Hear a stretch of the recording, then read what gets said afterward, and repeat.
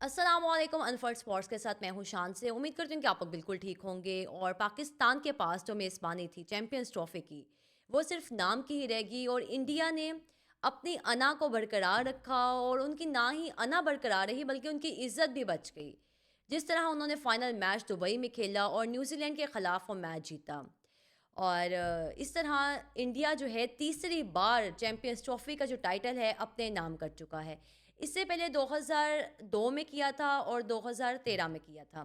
लेकिन जो 2002 में था वो श्रीलंका के साथ था, शायद बारिश हो गई थी उस मैच में, तो दोनों टीम्स थी वहाँ पे, फातेह टीम थी।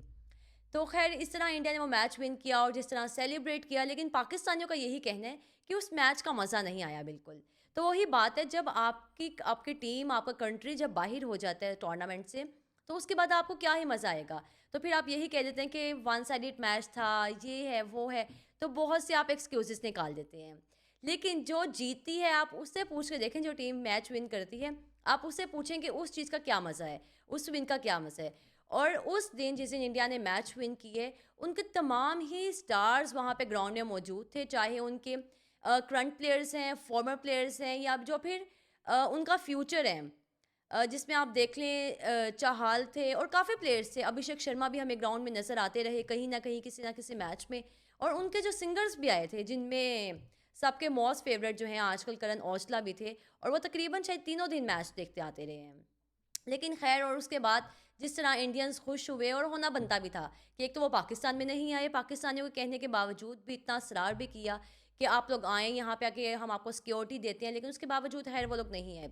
लेकिन और इंडिया की जीत थी हर लिहाज से। एक तो वो पाकिस्तान में नहीं आए, दूसरा उन्होंने टूर्नामेंट भी जीत लिया, ट्रॉफी भी जीत ली। खैर अब वो तो बहुत सुकून में हैं, और जिनके प्लेयर्स हैं जिनकी बात की जा रही थी कि इस टूर्नामेंट के बाद वो रिटायरमेंट ले लेंगे, लेकिन ना ही उनमें रोहित शर्मा ने रिटायरमेंट का अभी तक कहा है, ना ही विराट कोहली ने कहा है। हाँ, जडेजा या फिर वैसे इनके चांसेस बहुत हैं, क्योंकि मुझे लगता है शायद अब इनको ओडीआई फॉर्मेट से खैर बाहर हो ही जाना बेहतर है, क्योंकि बाकी आपके पास पीछे काफ़ी प्लेयर्स हैं और लंबी लाइन है। और वो खैर ये तो उनकी मैनेजमेंट जो है इस चीज़ को बेहतर भी जानती है कि किस प्लेयर को, चाहे वो बिग स्टार है, 5, 6, 7 जितनी मर्ज़ी ट्रॉफ़ीज़ उस प्लेयर ने जितवाई हैं अपनी टीम को। लेकिन जहाँ पे उनको लगेगा कि रोहित शर्मा को अब टीम से बाहर करना है, तो वो उठा कर टीम से बाहर कर देंगे। खैर रोहित शर्मा की बात आ ही गई है, तो इस टूर्नामेंट में जो रोहित शर्मा है, अब तक उस तरह से कह लें कि पूरा टूर्नामेंट में, लेकिन जहाँ तक अब रोहित शर्मा की बात आ ही गई है, तो रोहित शर्मा ने चैंपियंस ट्रॉफी में उस तरह से परफॉर्म नहीं किया। हाँ, कहीं न कहीं आके स्टार्ट दिया अच्छा, लेकिन वो इतना ख़ास नहीं था कि आपके बाकी जो बैटर्स हैं उनके लिए ईज़ी हो जाए, ऐसा बिल्कुल नहीं रहा। लेकिन बतौर कप्तान उन्होंने खुद को मनवा दी है, और जो रोहित शर्मा है वो इमरान खान, रिकी पॉन्टिंग और एमएस धोनी वाली फ़हरिस्त में शामिल हो चुके हैं कि उन्होंने भी, रोहित ने अपनी टीम को 4 मेगा इवेंट्स या फिर 4 आईसीसी के मेजर टूर्नामेंट्स जितवा दिए हैं। इमरान खान भी इसी फ़हरिस्त में थे, इसी लिस्ट में थे, इसी में रिकी पॉन्टिंग भी थे, इसी में एमएस धोनी भी थे। लेकिन हाँ, अब जो इंडियंस हैं, जो कि इंडियन फैन्स हैं, क्रिकेट फैन्स हैं, वो इस चीज़ का दावा करते हैं कि एमएस धोनी से रोहित शर्मा को बड़ा कप्तान कह रहे हैं, कि मतलब उनसे बेहतर कप्तान है। लेकिन ख़ैर इस चीज़ से तो मैं एग्री नहीं करती। जो एमएस धोनी थे, वो मुझे लगता है अब तक इंडिया के सबसे बेहतरीन कप्तानों में शामिल होते हैं। अगर कोई एक कप्तान कहा जाए कि सबसे बेहतर कौन रहा है इंडिया की हिस्ट्री में, इंडिया की क्रिकेट हिस्ट्री में सबसे बेहतर कप्तान, तो आई थिंक वो एमएस धोनी ही होंगे। और अगर आप ये एमएस धोनी का नाम ना लें यहाँ पे, तो ज़्यादती होगी। लेकिन रोहित शर्मा की तो वैसे एफर्ट एज सच नहीं थी, ना टीम को बिल्ड करने में, ना ही न्यू प्लेयर्स को इन करने में। जो उनकी मैनेजमेंट है, जो कि पिछले 10-12 साल से उनके साथ है, उनको सारा क्रेडिट जाता है इस चीज़ का। खैर अब तो गौतम गंभीर भी इंडियन टीम के साथ हैं, लेकिन उनके भी इस तरह से एफर्ट्स नहीं हैं। वो तो अभी कुछ टाइम पहले ही आए, उससे पहले आईपीएल में एक टीम के साथ थे। तो खैर इस तरह इंडिया ने वो टूर्नामेंट विन किया, और उसके पीछे कह लें कि बहुत सी वजूहात हैं। अगर पाकिस्तान टीम को देख लें, आप डोमेस्टिक में चले जाएँ पाकिस्तान के, तो यहाँ पे जो प्लेयर्स आते हैं डोमेस्टिक से, वो बेचारे ज़लील होके रह जाते हैं। वो मतलब वो शायद अल्फाज मुझे इस्तेमाल भी नहीं करने चाहिए जो उनके साथ होता है। जब यहाँ से टीम्स जाती हैं टूर्नामेंट खेलने डोमेस्टिक के, तो वहाँ पे होटल के बाहर तकरीबन घंटा-घंटा 2-2 घंटे वेट करती हैं, क्योंकि अंदर रूम्स ही अवेलेबल नहीं होते। इस तरह की इनकी मैनेजमेंट है। और अगर आप इंडिया का डोमेस्टिक देख लें, तो वहाँ पे उनको इतना पैसा मिलता है जो कि पाकिस्तान के एक नेशनल प्लेयर को शायद मिलता हो। मतलब कि वो अपने प्लेयर्स पे इस तरह से इन्वेस्ट करते हैं कि उनको पता है कि यही हमारा फ्यूचर है और इन्होंने आगे जाके हमारी इज़्ज़त भी बचानी है, हमें मैचेस जितवा के देने हैं। और पाकिस्तान के अगर आप डोमेस्टिक प्लेयर्स देख लें जो कि पाकिस्तान से छोड़ के मतलब पाकिस्तान ही छोड़ के बाहर जाके क्रिकेट खेल रहे हैं, उनमें आप देख लें साजिद खान को जब बीच में मौका नहीं दिया गया तो वो भी बाहर चले गए। और उस्मान सलाहुद्दीन टॉप परफॉर्मर रहे डोमेस्टिक के, इतना लंबा अरसा परफॉर्म करते रहे, अभी भी डोमेस्टिक ही खेल रहे हैं। लेकिन अब बिल्कुल ही कह लें कि पस से पर्दा हो गए हैं, वो मीडिया में नहीं आते, कुछ नहीं बोलते और खामोशी से अपने क्रिकेट के ही ऊपर फोकस किया हुआ है।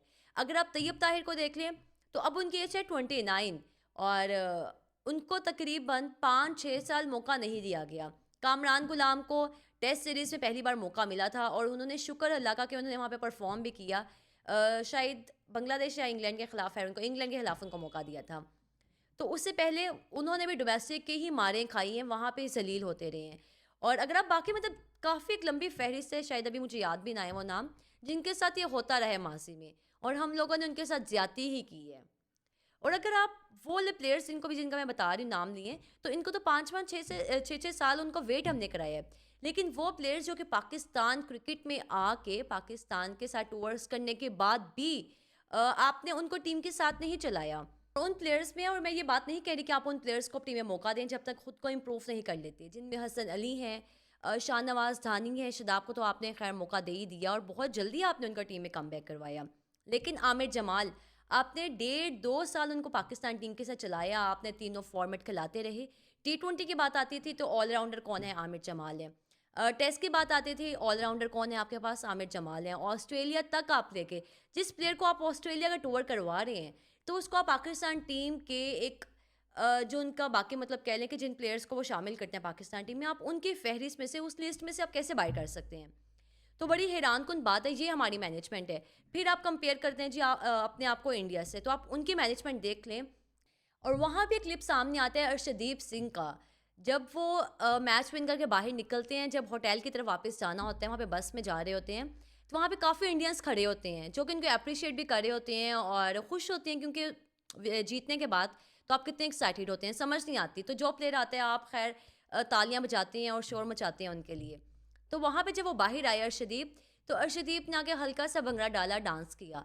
और कुछ टाइम पहले, और ये वही अर्शदीप हैं जब 2021 में पाकिस्तान के खिलाफ मैच था और इन्होंने कैच ड्रॉप किया था, तो बाहर आए तो लोगों ने ये अल्फाज कहे, ये अलकाबात कही उनको कि तुम तो हो ही गदार। तो मतलब वही प्ले आप देख लें 2021 से 2025 तक और उसके बाद उनको बाहर कर दिया गया टीम से। कुछ टाइम वो टीम से बाहर ही रहे, दोबारा उनका कमबैक हुआ। तो अब वही कह लें कि अर्शदीप हैं जो कि T20 में टॉप बॉलर्स में आते हैं।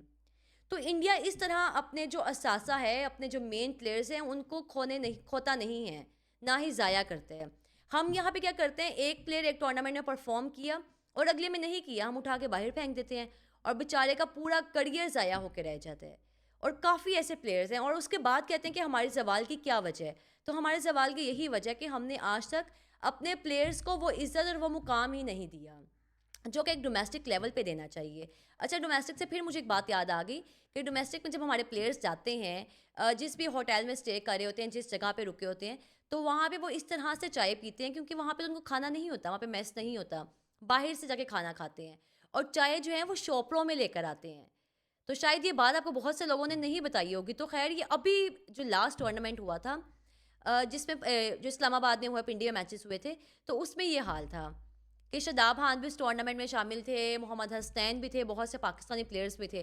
तो आप खुद अंदाज़ा लगाएं कि एक शॉपर में आप चाय लेकर आ रहे हैं और ये हमारे डोमेस्टिक या फिर हमारे प्लेयर्स को ये मुकाम और ये इज़्ज़त दी जाती है और उसके बाद हम इन्हीं प्लेयर्स से डिमांड करते हैं कि आप लोग परफॉर्म क्यों नहीं करते पाकिस्तान टीम के लिए।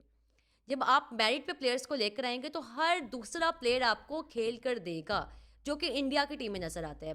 पहले 3 ने टॉप ऑर्डर ने परफॉर्म नहीं किया, मिडिल ऑर्डर नहीं करा तो उनकी टेल आपको परफॉर्म करके देती है।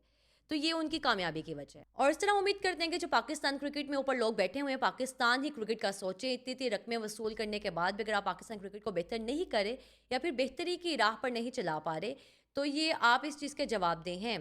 और इसी के साथ मुझे इजाज़त दीजिए। अपना बहुत सारा ख्याल रखिएगा। अल्लाह हाफ़िज़।